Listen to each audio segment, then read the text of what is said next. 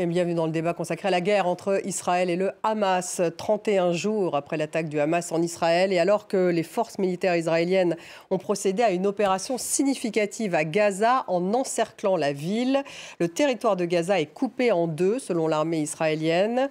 À Gaza, les autorités sanitaires du Hamas évoquent maintenant plus de 10 000 morts. Le terminal de Rafah qui relie la bande de Gaza à l'Égypte a rouvert aujourd'hui afin de permettre l'évacuation d'étrangers et de binationaux.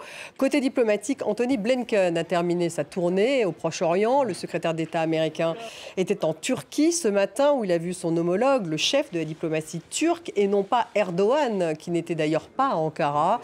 Blinken qui plaide pour des pauses humanitaires tout en soutenant le droit d'Israël de se défendre. Pas de cessez-le-feu donc qui ne ferait que garder le Hamas en place, a ajouté le secrétaire d'État américain.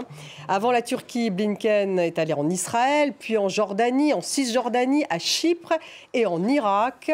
Sachez enfin que 8 Français sont toujours portés disparus et qu'il est désormais confirmé que certains d'entre eux sont otages du Hamas, selon le Quai d'Orsay.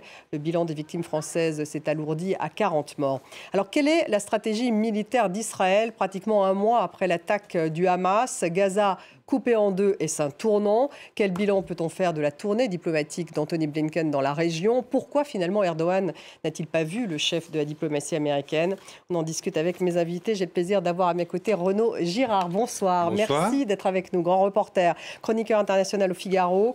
Et votre chronique internationale, c'est tous les mardis dans le Figaro. Bienvenue.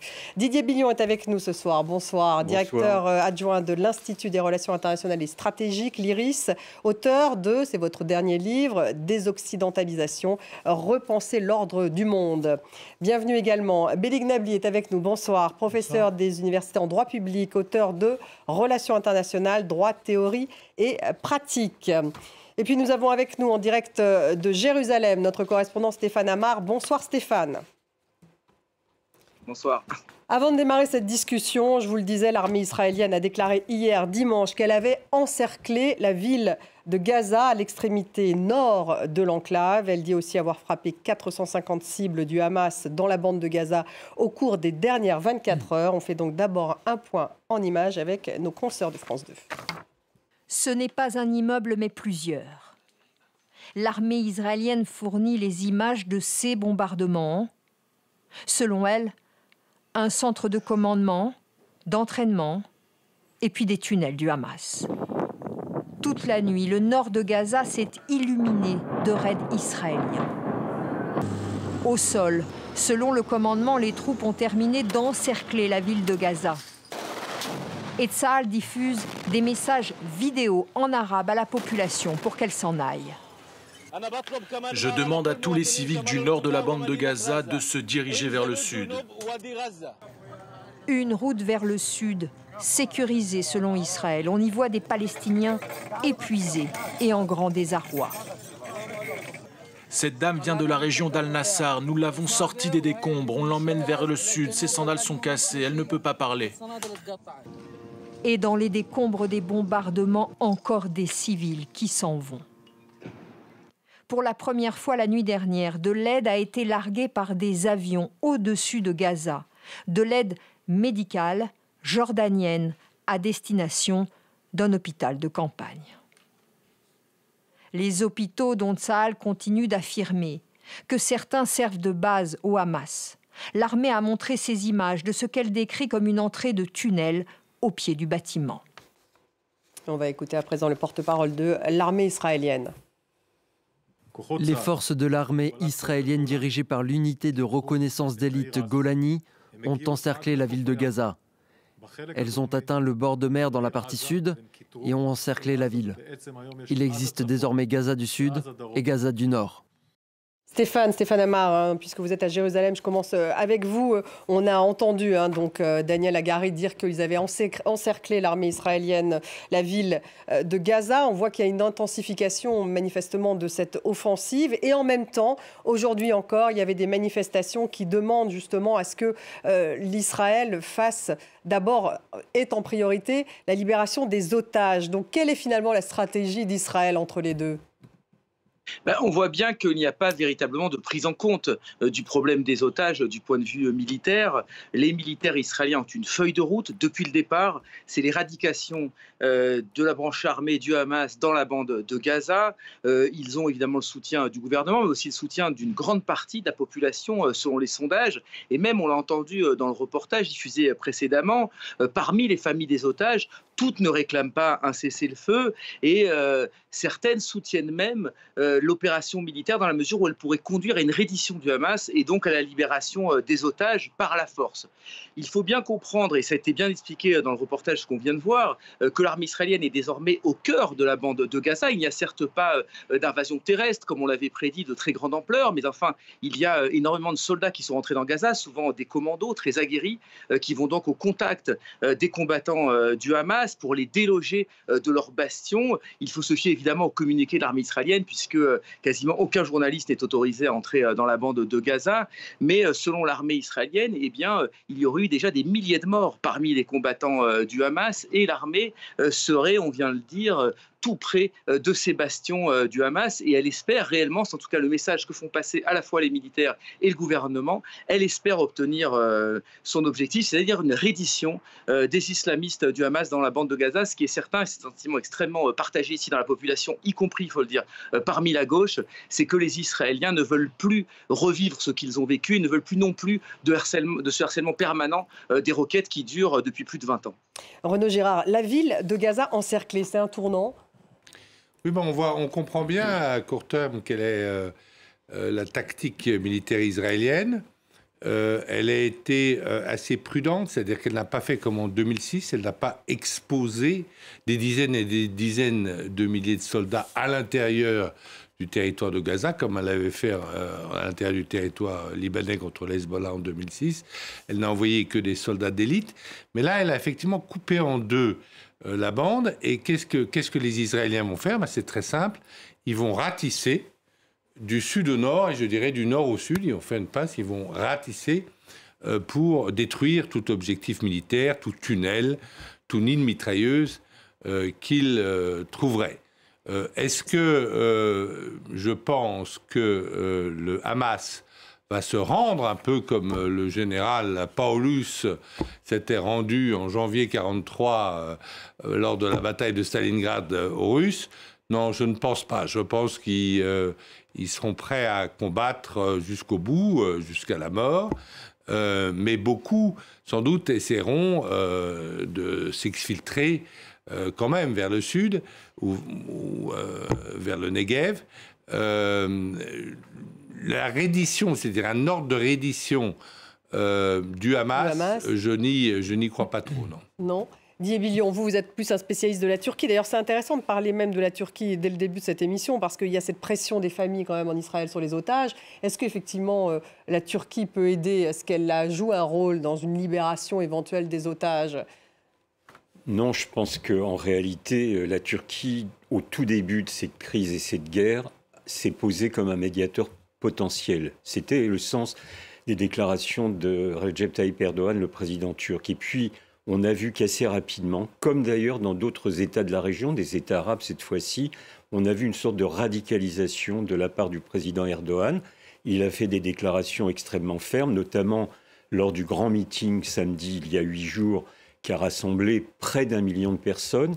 Et là, il a apporté un soutien clair au Hamas. Il a refusé de le qualifier de terroriste. Il a considéré que ses militants et ses combattants étaient des moudjahidines. Donc évidemment, avec ces postures, je n'ai pas de jugement à porter, mais il n'est plus tellement en position de médiation, bien qu'il ait encore des contacts, avec le gouvernement israélien, et 2, avec certains dirigeants du Hamas. Mais ça ne suffit pas pour faire un médiateur efficient. Billy Gnably, William Burns, le chef du CIA, est d'ailleurs en Israël. Il demande à Israël d'opérer des attaques plus ciblées, d'autoriser des pauses, d'éviter les victimes civiles. Donc là, effectivement, on parle de cette offensive terrestre. Renaud Girard le disait, on n'est pas dans quelque chose de massif, mais on essaye d'être un peu plus ciblé. Ça va fonctionner pour éradiquer le Hamas? En fait, les États-Unis sont un peu bloqués ou plutôt piégés par leur position de principe.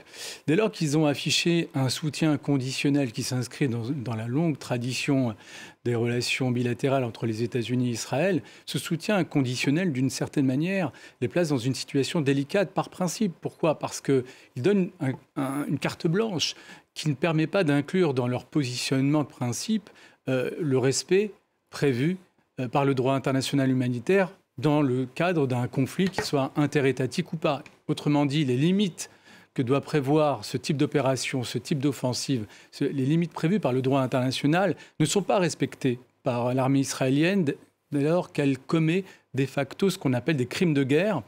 Des crimes de guerre que ses alliés doivent assumer en partie, les États-Unis au premier chef.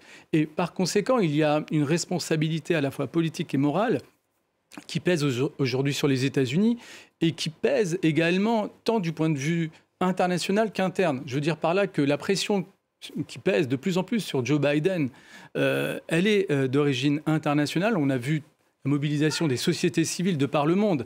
C'est une manière aussi de souligner que ce conflit n'oppose pas le monde arabo-musulman d'un côté et le monde occidental de l'autre. Au sein même du monde occidental, les sociétés civiles affirment des positions différentes. Et à l'échelle internationale, les États-Unis se retrouvent isolés, il faut le reconnaître, dans leur position qui consiste dans le soutien conditionnel. D'où cette difficulté pour Anthony Blinken, on va y revenir, de trouver une sorte de position d'équilibriste. Stéphane Amar, on a entendu dire tout de même qu'un ministre israélien d'extrême droite a évoqué un tir nucléaire sur Gaza comme étant une option. C'est le ministre de l'Héritage et qui s'appelle Amichai Eliyahu. Alors on dit qu'il a été suspendu en Israël, mais il a participé à une réunion de cabinet hier par téléphone. Oui, alors effectivement, il a été suspendu par Benyamin Netanyahou, qui était extrêmement en colère par ses déclarations évidemment intempestives.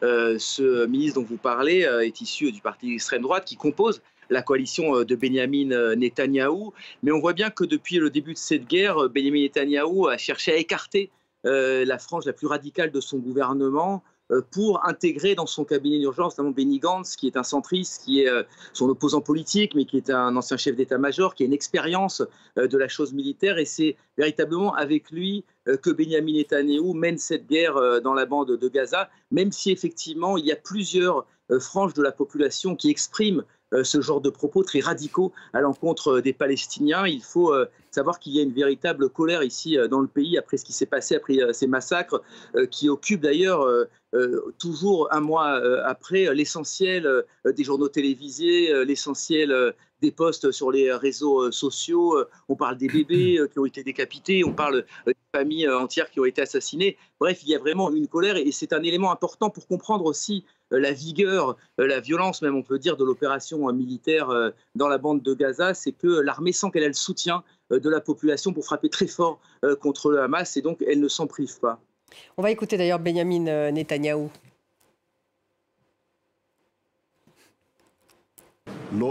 Il n'y aura pas de cessez-le-feu tant que les otages ne seront pas rentrés, qu'ils enlèvent cela de leur langage. Nous le disons à nos ennemis et à nos amis. Nous continuerons simplement jusqu'à ce que nous gagnions. Nous n'avons pas d'autre choix. Je pense qu'aujourd'hui, tout le monde l'a compris, le peuple tout entier est uni. Il vous fait confiance, apprécie ce que vous faites et croit en vous. Et puis on va écouter à l'instant également Antonio Guterres, qui bien sûr a un autre discours, le secrétaire général des Nations Unies, c'était il y a quelques instants. Gaza est en train de devenir un cimetière pour les enfants. Des centaines de filles et de garçons seraient tués ou blessés chaque jour. En l'espace de 4 semaines, plus de journalistes auraient été tués que lors de n'importe quel conflit depuis au moins 30 ans. Plus de travailleurs humanitaires des Nations Unies ont été tués qu'au cours de n'importe quelle période comparable dans l'histoire de notre organisation. Guy, vous vouliez intervenir, mais... Oui, parce qu'il peut y avoir des nuances d'appréciation parmi les dirigeants israéliens, mais en fait, je pense qu'ils sont fondamentalement unis sur un aspect. C'est ce qu'a déclaré Netanyahou dès le premier jour. Nous allons éradiquer le Hamas. C'est le mot d'ordre. Or, je pense que, par définition aussi, c'est une organisation qu'on ne peut pas éradiquer. Il est possible de lui porter des coups militaires très durs, mais comprenons que le Hamas, il est implanté dans la population.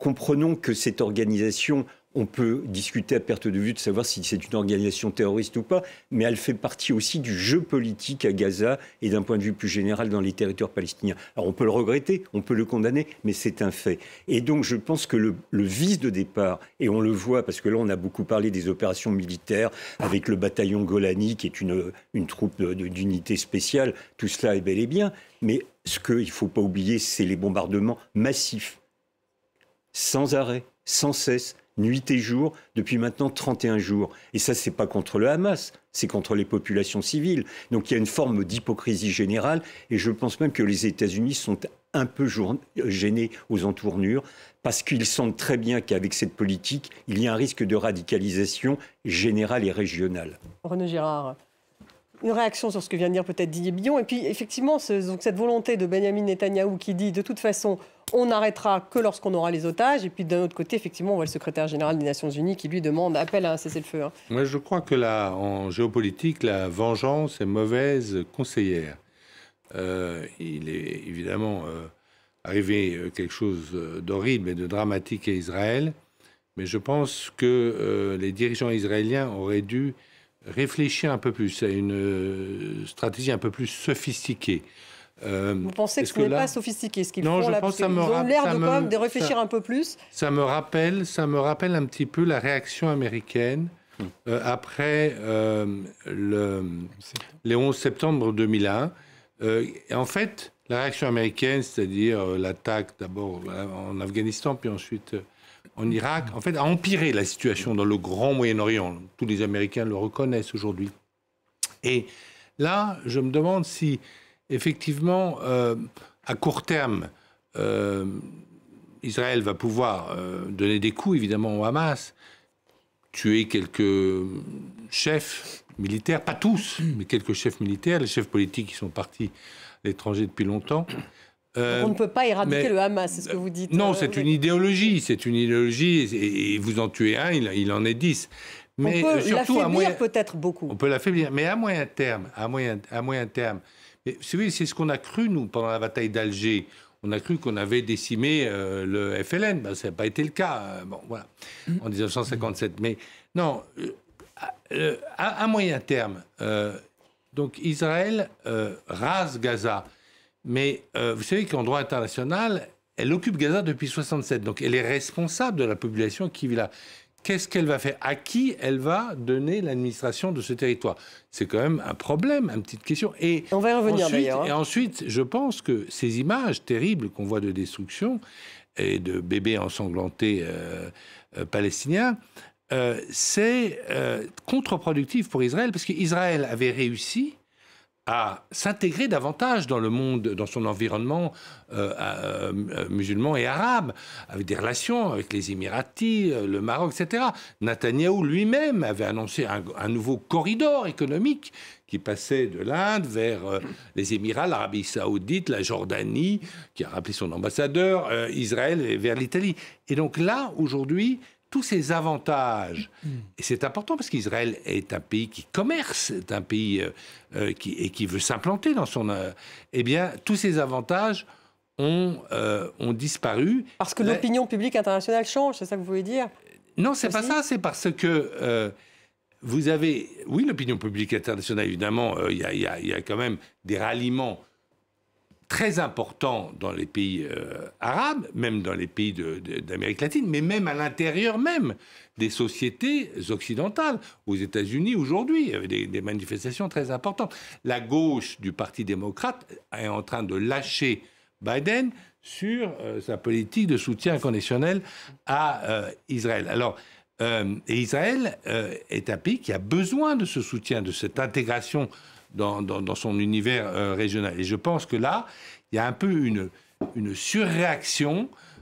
Bon, alors ils vont effectivement faire une sorte de buffer zone de 10 km de large à l'intérieur de Gaza. Ils vont bien parvenir à affaiblir le Hamas en faisant cela. Oui, ils l'affaibliront, mais ils l'affaibliront pour combien de temps? Et je pense qu'en fait, malheureusement, par ces actes terroristes, le Hamas a réussi, ce qu'il n'arrivait pas à obtenir depuis 15 ans, c'est à rassembler 1 milliard de musulmans derrière sa bannière, et même a réunifié les chiites et les sunnites qui étaient totalement divisés depuis la guerre. Alors qu'est-ce qu'ils devraient faire, Being Nabli? Parce qu'ils ne souhaitent pas évidemment de cesser le feu, puisqu'ils disent que le cessez-le-feu, ça veut dire laisser le Hamas prospérer. Vous êtes d'accord avec ce que vient de dire Renaud Girard? Oui, je suis d'accord, mais je dirais même qu'en fait, dans ce moment d'exception pour Israël, c'est l'identité profonde du pays qui est révélée au monde, d'une certaine manière, et certaines fictions. Je pense à quoi? Je pense notamment au label démocratique qu'aime à mettre en avant le régime israélien en disant que c'est une exception dans la région. Sauf que précisément, une démocratie moderne aujourd'hui se caractérise par le fait d'être en capacité de respecter l'état de droit, notamment le droit international. Or, ce qui caractérise Israël, opération après opération à Gaza, c'est sa capacité, premièrement, à se départir de tout respect du droit international, deuxièmement, à ne jamais condamner les responsables de ces crimes de guerre, ce qu'on appelle un régime d'impunité.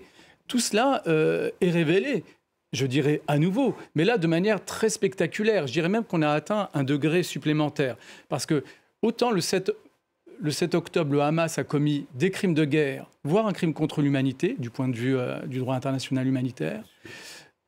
De la même manière, côté israélien, il y a des crimes de guerre, voire un génocide, qui se dessine notamment, parce que pour prouver qu'il y a un génocide... Oui, parce que génocide, c'est vraiment un terme juridiquement extrêmement encadré. Par génocide, j'ai la définition du statut de Rome en tête. Par génocide, il faut une intention. Il faut une intention politique. Or, la déclaration que vous avez rappelée du membre du gouvernement qui a été seulement suspendu, même pas écarté, suspendu, et qui consiste à vouloir envoyer une bombe nucléaire finalement sur Gaza, tend à illustrer l'intention, la volonté de certains responsables politiques israéliens d'éradiquer un groupe, un groupe national, en l'occurrence groupe palestinien, ce qui relève précisément de cette définition du génocide. Donc c'est ce qui se joue, et en même temps, s'il était isolé, ça serait presque anecdotique. En réalité, pour rebondir sur l'intervention de votre collègue lorsqu'il a présenté, à juste titre, Gantz comme étant un centriste, le même centriste, hier ou aujourd'hui, a déclaré que les colonies en Cisjordanie relevaient naturellement du territoire israélien. Je veux dire, par là que la politique coloniale, puisque c'est le problème de fond, est constitutive et presque le contrat social de la classe politique israélienne aujourd'hui, mis à part quelques exceptions. Et c'est là le problème de fond. Stéphane Amar. Non, mais c'est ça. Oui. Qu'est-ce qu'Israël veut faire? Parce qu'Israël a occupé des territoires en 1967. La Cisjordanie, où il y a aujourd'hui 3 millions de Palestiniens, et Gaza, où il y a 2,3 millions d'habitants. Il n'était pas forcé d'occuper Gaza. Il avait une guerre avec l'Égypte, il pouvait contourner Gaza. Il l'a occupé, il l'a gardé. Très bien. Mais il faudra qu'Israël nous dise qu'est-ce qu'ils ont l'intention d'en faire, parce qu'ils sont responsables. Est-ce qu'ils veulent tous les chasser? Est-ce qu'ils veulent en tuer une partie, en chasser une autre? Quel est le projet? Et c'est vrai que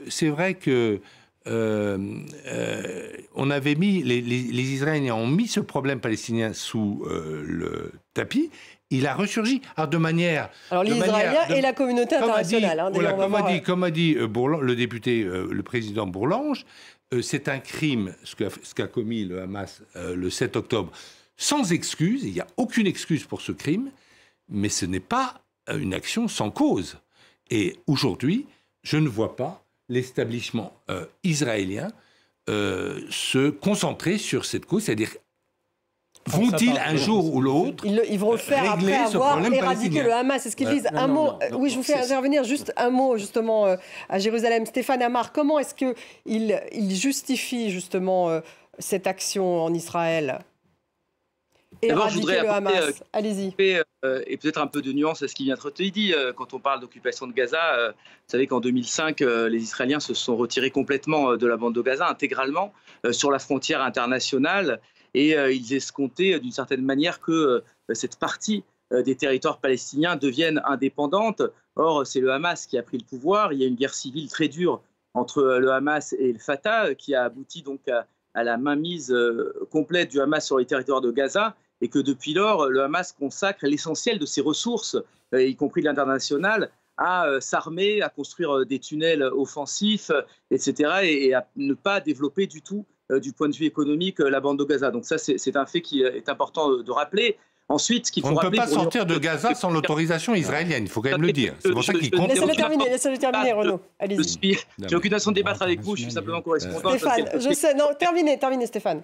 Ouais. Donc voilà, je voudrais juste terminer. Et il y a un deuxième point qui est extrêmement important, c'est aussi pour nuancer un peu ce tableau, je dirais, diplomatique, c'est que le Hamas est également l'ennemi de l'autorité palestinienne. Et on sent bien la gêne de Mahmoud Abbas dans cette affaire, que depuis 15 ans maintenant, il collabore, il coopère avec Israël pour lutter précisément contre le Hamas en Cisjordanie, parce qu'il craint que le Hamas s'empare de la Cisjordanie. Et enfin, pour terminer, quand on parle effectivement de front uni arabe, c'est beaucoup plus compliqué que ça. On voit bien que l'Arabie saoudite également est embarrassée, qu'elle considère que l'Iran est un ennemi certainement beaucoup plus redoutable qu'Israël, et que le processus de normalisation qu'elle avait engagé avec Israël a été torpillé volontairement par le Hamas. Et on verra, quand les armes se seront tues, quelle sera l'opinion, l'attitude de l'Arabie saoudite, mais je ne suis pas du tout certain. Et comme ça a été dit, un front sunnite, chiite contre Israël dans cette affaire. Didier Billon, vous vouliez réagir ? Et on va revenir sur la diplomatie américaine. Sur l'éradication ou pas du Hamas, ce que je crains beaucoup, c'est qu'au vu de ce qui se passe actuellement à Gaza, ne surgissent des groupes qui seraient encore plus radicaux que le Hamas aujourd'hui. Deuxième point, on ne peut pas séparer ce qui se passe à Gaza, l'état de blocus qui prévaut depuis maintenant près de 20 ans, et ce qui se passe dans les territoires de la Cisjordanie, les territoires occupés. On sait très bien que le gouvernement israélien, qui est en place depuis le 1er janvier de cette année, contient des ministres qui donnent le là de la politique de ce gouvernement, dont l'objectif était l'annexion de la Cisjordanie. Alors évidemment, dans ces conditions... Alors, les a mis en veilleuse, me semble-t-il, au sein de ce cabinet de guerre. Oui, enfin, ils ne font pas partie du cabinet de guerre, mais ils font toujours partie du gouvernement, parce qu'il y a une petite nuance juridique à ce propos. Sachant quand même que depuis le 7 octobre, les colons en Cisjordanie se déchaînent avec l'aval de l'armée israélienne. Il y a eu 150 Palestiniens qui ont été tués. On sait très bien que les Bédouins, qui sont très importants en termes structurels de la société à Cisjordanie, sont peu à peu expulsés de leur pâturage, etc. Donc, la volonté d'Israël de bloquer toute solution politique est manifeste. On se concentre sur Gaza à juste titre, parce que là, c'est l'horreur et la barbarie, mais on ne peut pas dissocier ce qui se passe à Gaza de ce qui se passe, et qui est sûrement moins violent, en Cisjordanie. Il faut quand même comprendre cet aspect des choses. Et c'est pourquoi Blinken, qui, au point de départ, avait même évoqué l'idée lors de son premier voyage de faire sortir la population de Gaza vers le Sinaï, tout simplement. Mais évidemment, personne n'est d'accord, et surtout pas les Égyptiens. Et ils sont revenus en arrière. Donc là, s'il n'y a pas une solution politique, s'il n'y a pas, un cessez-le-feu immédiat, et deux, la décision de reprendre les affaires politiquement, eh bien, il n'y aura pas de solution et la barbarie continuera. Alors, cessez-le-feu immédiat, ça c'est vous qui le dites, Didier Billon, c'est pas du tout ce que dit Anthony Blinken. On va revenir justement sur la diplomatie américaine. Il était en Turquie, pays que vous connaissez bien, il a rencontré donc son homologue turc à Ankara. Blinken a promis d'ailleurs en Turquie, je cite, une extension dans les jours à venir de l'aide humanitaire à destination des habitants de la bande de Gaza. C'est bien sûr différent, cette aide humanitaire, donc c'est plutôt des pauses humanitaires dont on parle plutôt qu'un cessez-le-feu qui est demandé par le secrétaire général de l'ONU. On voit sur cette carte un peu tout ce tour qu'a opéré Anthony Blinken en quelques jours seulement. Donc il est allé à la fois en Jordanie, en Cisjordanie. Il est même allé jusqu'à Chypre pour parler justement de corridors humanitaires. Il est allé en Irak. Ça, c'était pas du tout prévu d'ailleurs. On va l'écouter. C'était juste au moment où il a quitté Ankara en Turquie. Tout cela est un travail en cours. Écoutez, nous sommes conscients qu'il y a ici une préoccupation majeure en ce qui concerne le tribut terrible que paye Gaza, que payent les Palestiniens, des hommes, des femmes, des enfants à Gaza, des civils.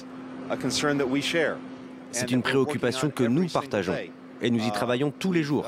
Nous parlons aux Israéliens, nous parlons de mesures qu'ils peuvent prendre pour réduire les pertes civiles. Nous travaillons très dur pour faire passer plus d'assistance humanitaire à Gaza. Et nous avons des moyens concrets pour le faire. Et vous verrez dans les prochains jours que cette assistance peut s'étendre de manière significative. Ce que j'ai entendu partout, bien que de manière différente, sur tous ces dossiers, c'est l'aspect indispensable du leadership américain, de la diplomatie américaine, de l'engagement américain. Ces pays nous attendent. Stéphane Amar, puisque vous étiez là quand il est allé en Israël, il a eu ce discours justement avec Benyamin Netanyahou lorsqu'il est retourné, parce que c'est déjà la seconde fois qu'il s'y rend. Oui, bien sûr, il mentionne systématiquement l'aspect humanitaire, d'ailleurs dès le départ, ce qu'a fait aussi Joe Biden. Maintenant, il réaffirme également dans le même temps son soutien inconditionnel à Israël. Et puis, concrètement, eh bien, les Américains renforcent leur présence militaire dans la région pour peser à la fois sur le Hamas, mais surtout sur le Hezbollah libanais, puisque les Américains craignent une escalade, craignent que le Hezbollah n'intervienne. Ils ont été quelque part assurés, il faut le dire, par le discours de Nasrallah vendredi dernier, qui a semblé d'une certaine manière se désolidariser du Hamas à Gaza. Mais enfin, l'ennemi, je dirais, commun à Israël et aux États-Unis, c'est par-dessus tout l'Iran. L'Iran, qui, on s'en rend compte maintenant, est derrière cette attaque du Hamas du 7 octobre, qui l'a financée, qui a probablement entraîné les combattants, et qui est également, bien sûr, derrière le Hezbollah, et même, il faut le signaler, derrière les Houthis au Yémen, puisque un missile a été tiré vers le territoire israélien depuis le Yémen la semaine dernière. Donc oui, d'un côté, il y a cette pression des Américains pour des corridors humanitaires, pour des pauses humanitaires, pour presser Israël de tenir en compte la population civile. Mais de l'autre côté, eh bien, il y a un soutien militaire qui ne se dément pas. Renaud Girard, donc il joue un peu aux équilibristes, Anthony Blinken, et il y parvient ou pas? J'ai regardé le chiffre, 14,8 milliards de dollars. Ça, c'est la rallonge budgétaire américaine à Israël. Hein. Donc le soutien est là. Oui, le soutien est là, mais il est aussi très inquiet parce que... ce qu'il faut comprendre, les gouvernements arabes, l'Arabie saoudite, etc., les Émirats, etc., je reviens même des Émirats. J'étais en fait... Des Émirats. Des Émirats, j'étais hier aux Émirats. Eh bien, dans les réseaux sociaux, si vous voulez, et pour la population des Émirats, il y a une solidarité absolue à l'égard des Gazaouis. Leur sentiment aujourd'hui à ces citoyens émiratis, c'est pas du tout la peur de l'Iran aujourd'hui. Hein. Il y a d'ailleurs une réconciliation entre l'Iran et l'Arabie saoudite qui a été faite par la Chine. Et donc, les gouvernements en place, ceux-là même qui ont signé les accords d'Abraham, ne peuvent que tenir compte de la vie de leur population. Et Joe Biden, c'est aussi qu'il ne veut pas avoir un Moyen-Orient, si vous voulez, qui s'enflamme. Alors, à tort ou à raison. Donc ça veut dire quoi en diplomatie américaine? Dans les relations diplomatiques, ce qui est important, ce n'est pas la réalité des faits, c'est le ressenti des faits. Et Blinken, il essaye d'avoir... de ne pas avoir un Moyen-Orient. L'Amérique a beaucoup investi dans cette région depuis 20 ans. Elle était en Irak, etc. Et il ne veut pas que ce Moyen-Orient s'enflamme, s'unisse contre Israël. Il ne veut pas qu'à l'occasion de ce conflit local, on ait une sorte de guerre mondiale des civilisations. C'est exactement ce qu'il cherche à faire aujourd'hui. Parce que qu'on le veuille ou non, aujourd'hui, et ça c'est la réussite malheureuse du Hamas, parce que évidemment, moi je pense que la résistance palestinienne aurait dû rester non violente et faire, comme le suggérait votre correspondant, une sorte de Singapour de Gaza. Ça n'a pas été le cas. Mais aujourd'hui, ce que veut éviter Blinken, c'est que ce conflit localisé, ce conflit territorial sur des arpents de terre s'embrase et qu'on ait au Moyen-Orient une guerre des civilisations. Il ne veut pas ça et il fait tous ses efforts. Belling Nabli, alors ça veut dire, lui, ce qu'il recherche, effectivement, quand il parle de pause humanitaire, c'est déjà une première chose pour effectivement un peu pacifier les choses, j'imagine, Anthony Blinken. Oui, sauf que ce qui est remarquable, c'est qu'il n'obtient pas ce qu'il demande. Qu'autrement dit, le rapport entre Israël et les États-Unis n'est pas forcément celui que l'on croit. Israël, à différentes reprises ces dernières années, a fait la démonstration de sa capacité à se départir de toute soumission à la volonté des États-Unis, bien que celui-ci garantisse historiquement sa sécurité aussi, mais en vérité, politiquement, une vraie autonomie. Et cette autonomie, elle est démontrée à travers ce conflit. Ensuite, s'agissant du choc des civilisations, de mon point de vue, on est très loin de cette configuration parce qu'encore une fois, il suffit de regarder la carte des mobilisations à la fois des États et des sociétés civiles, ça ne correspond pas à une opposition entre monde arabo-musulman d'un côté et monde occidental ou Israël de l'autre. Vous avez en Amérique latine, en Afrique et en Asie une mobilisation de certains États et de la plupart des sociétés civiles en soutien des Gazaouis. Donc, incontestablement, on n'est pas dans ce schéma binaire et manichéen, tant mieux. Autrement dit, aussi, et par prolongement, une lecture religieuse ou ethno-religieuse de ce conflit n'est pas pertinente. Il faut absolument s'en départir pour, notamment, trouver une solution politique. Dieu vous entende. Dieu vous entende. Didier Villon, un mot justement sur Erdogan. Pourquoi est-ce qu'il n'a pas vu Anthony Blinken? Il l'a évité. C'est le moins qu'on puisse dire. Il a même déclaré clairement qu'il ne modifierait pas son agenda. Et il faut voir, la scène est assez marquante. Quand Blinken est arrivé la nuit dernière sur le tarmac à l'aéroport d'Ankara, la délégation qui le reçoit est vraiment réduite à la portion congrue. Je crois qu'il y a 3 personnes qui viennent l'accueillir, ce qui, quand même, pour un secrétaire d'État américain... C'est un peu humiliant. C'est assez humiliant. Pour Anthony Blinken. Et on a vu aussi la rencontre avec son homologue turc qui n'est pas d'une franche camaraderie. C'est très, très froid. Donc pourquoi est-ce qu'il est allé jusqu'en Turquie, finalement, Blinken ?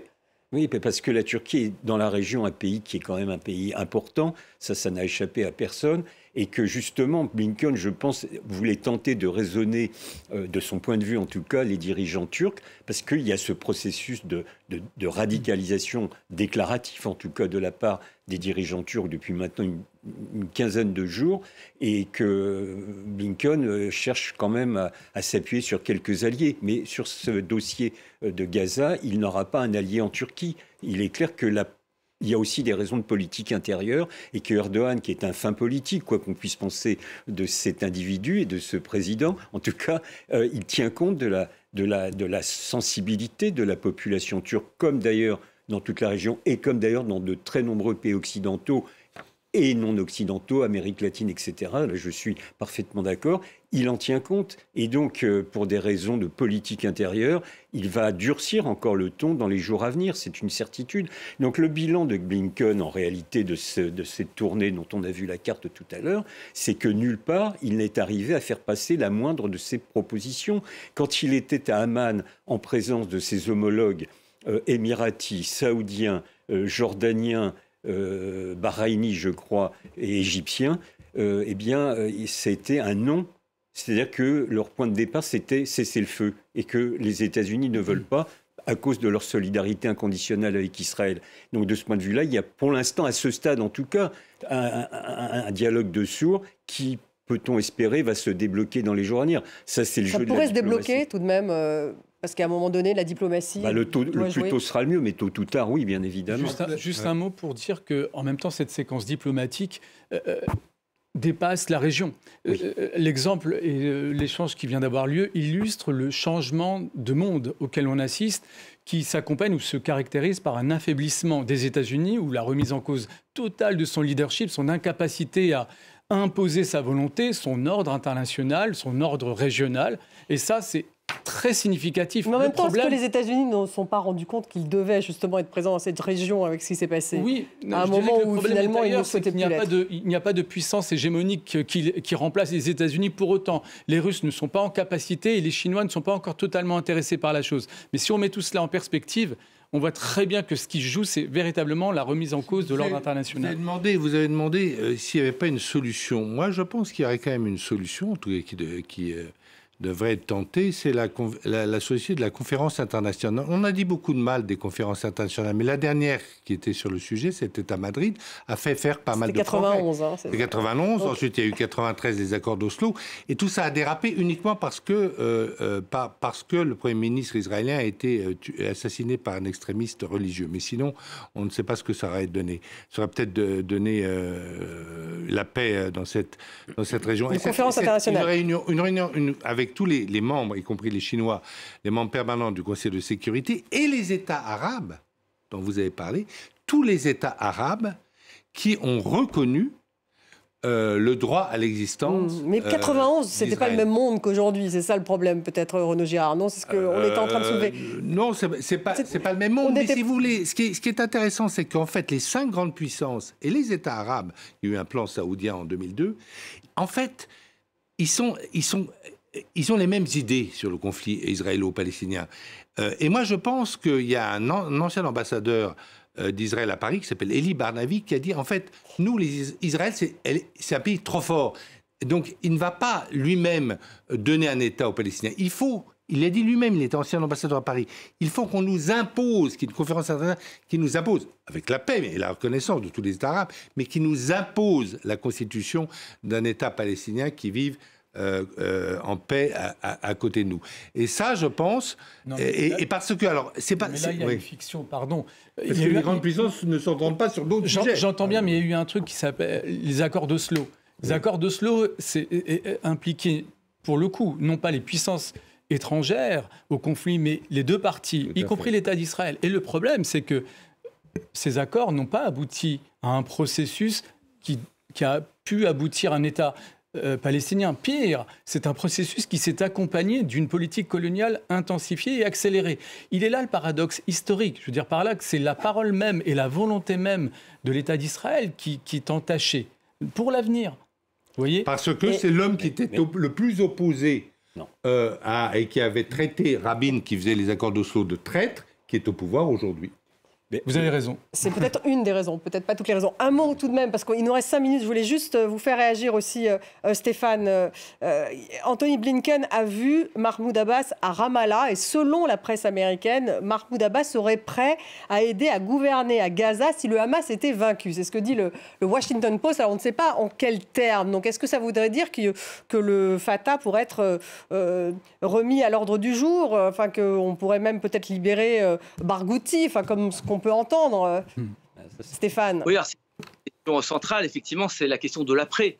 Qu'est-ce qui peut se passer dans l'hypothèse où Israël, effectivement, atteint son objectif, arrive pour le moins à faire en sorte que le Hamas quitte le pouvoir dans la bande de Gaza. Que va devenir la bande de Gaza ? Le problème de Mahmoud Abbas, c'est qu'il a une légitimité extrêmement faible. Cela fait maintenant plus de 15 ans qu'il est au pouvoir. Il est extrêmement fragilisé.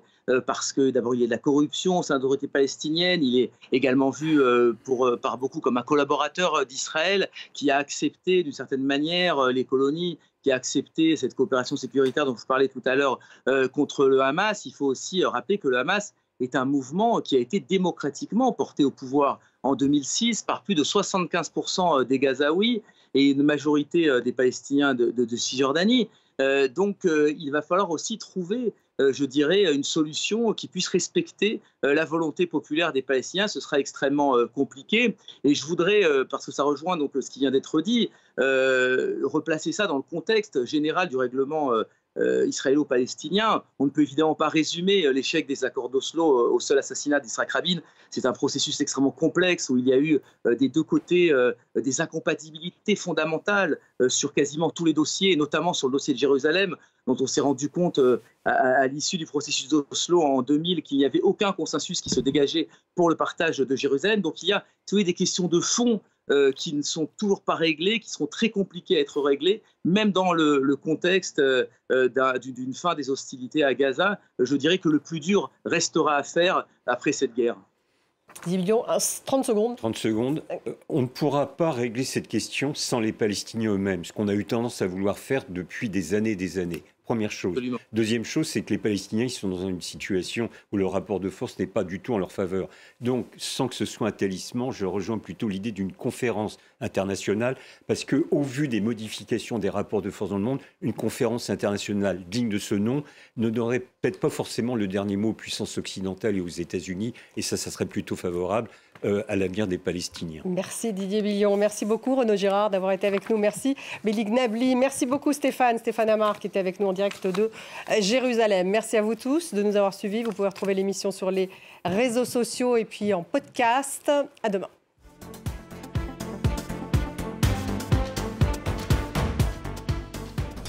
L'actualité